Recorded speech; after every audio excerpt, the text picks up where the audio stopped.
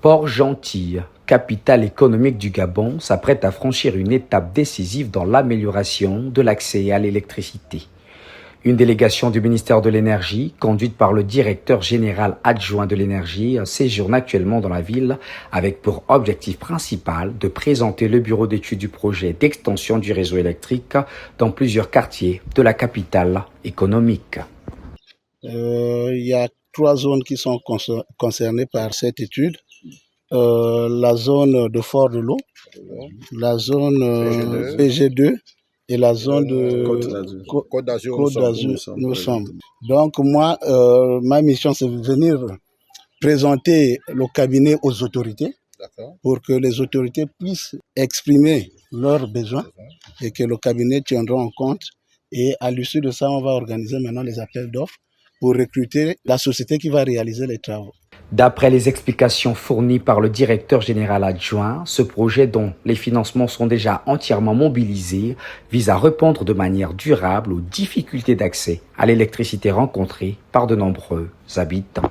Concrètement, ça va consister à étendre le réseau d'électricité, donc toucher le maximum de personnes qui n'ont pas l'énergie.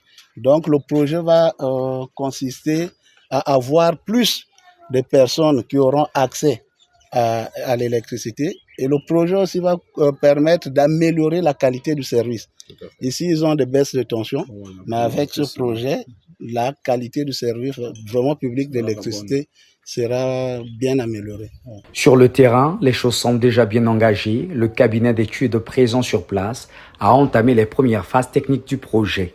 Ces équipes travaillent actuellement à l'identification précise des besoins, à la cartographie des zones à couvrir et à la définition des modalités d'implantation des infrastructures. Nous sommes déjà mobilisés, le contrat est signé, donc c'est une visite de reconnaissance des sites qui marque le début de notre intervention. Le 2e arrondissement apparaît comme l'épicentre de ce vaste chantier, une situation qui explique la présence remarquée du maire Mour Oba Martin, venu s'enquérir de l'avancée du projet et exprimer sa satisfaction. Pour l'édile, cette initiative constitue une réponse concrète à une problématique majeure pour ses administrés.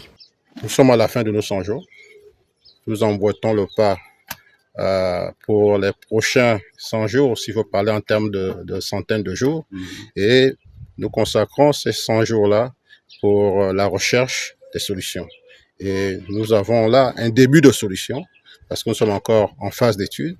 Et lorsque nous allons passer à la réalisation de ces travaux, nous pourrons dire que nous sommes dans la réalisation des solutions que nous avions tant voulu, tant recherché. Je ne peux que dire gloire à Dieu. Sur le terrain, l'enthousiasme est palpable. Riverains et responsables co-accueillent cette annonce avec un mélange de joie et d'espoir. Un conseiller municipal du 2e arrondissement, également habitant de la zone, n'a pas caché son optimisme. Nous avons tant crié auprès de la mairie, auprès des autorités, que les câbles sont partout.